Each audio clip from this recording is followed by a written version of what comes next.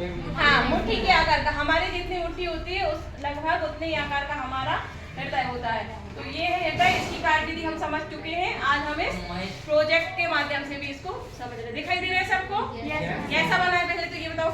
बहुत अच्छा है ना?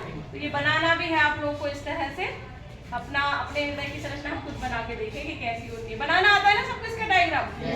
हाँ, और कोशिश करना बार बार बनाने की। तो चलो शुरू करते हैं। सबसे पहले देखो, हृदय के कितने चैम्बर होते हैं? कौन कौन से?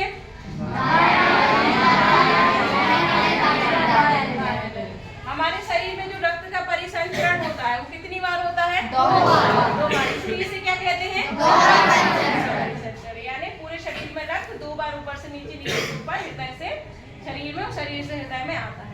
तो देखो बेटा, अभी हमने बोर्ड पे समझाया था, है ना? बिल्कुल सिंपल डायग्राम बनाया था।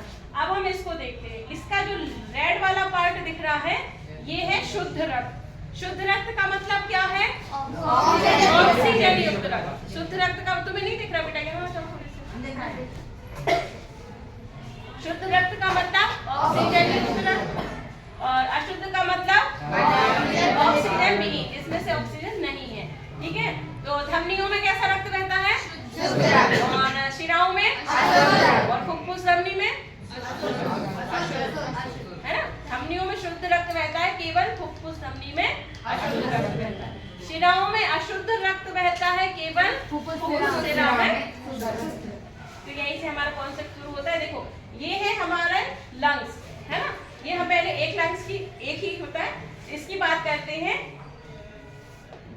लंग्स क्या काम करते हैं?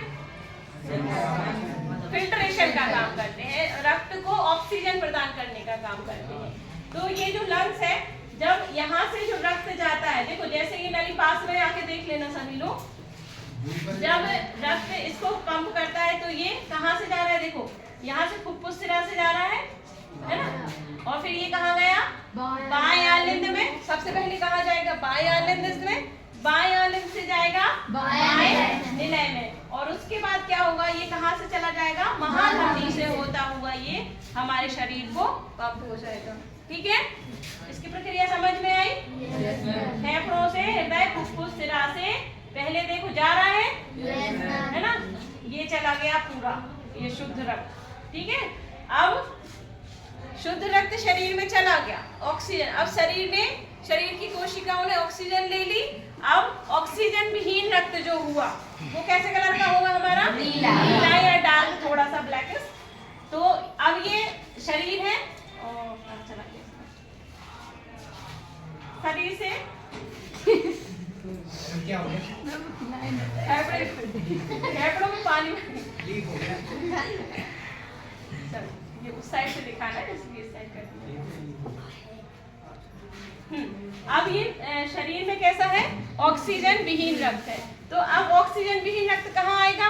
फेफड़े के पास शुद्ध होने के लिए। लेकिन कहाँ से होता हुआ आएगा? अब ये हृदय से होता हुआ आएगा। जो अशुद्ध रक्त है, यानी कि ऑक्सीजन विहीन रक्त है, ये इधर से आएगा, महाशिरा से होता हुआ कहाँ गया? हाँ, ये कहाँ जाएगा? पहले दाएं आलिंद में, फिर दाएं निलय में, और दाएं निलय से फुफ्फुस धमनी के द्वारा ये हमारे लंग्स में आ जाएगा। क्यों आया लंग्स में? क्योंकि इसको फिल्टर होना है। तो लंग्स फिर क्या कर देगा? फिल्टर कर देगा, रेड कर देगा उसको। लंग्स के माध्यम से हम सांस लेते हैं ना, फेफड़ों के माध्यम से, तो फेफड़ों में ऑक्सीजन मिली तो वो क्या हो जाता है? शुद्ध हो जाता है। तो शुद्ध हो गया तो फिर से ये जो रक्त है फिर इससे फुफ्फुस शिरा से होता हुआ बाएं आलिंद में, बाएं निलय में, और फिर इस तरह से ये फिर से शरीर को पंप करेगा। ठीक? समझ में आ गई हृदय की कार्यविधि अच्छे से? कोई कंफ्यूजन नहीं है? तो ये पूछा जाता है, और अलग अलग पक्षियों का भी पूछा जाता है, कैसे मछली के कितने कोष्ठ होते हैं, या सरीसृप के कितने, हृदय के कितने कोष्ठ होते हैं। ठीक है? और मानव हृदय की तो सिंपल, सबको पता ही है, 4 कोष्ठ होते हैं। दोहरा परिसंचरण तंत्र ये बता देना है, और सबको इस तरह से अच्छा सुंदर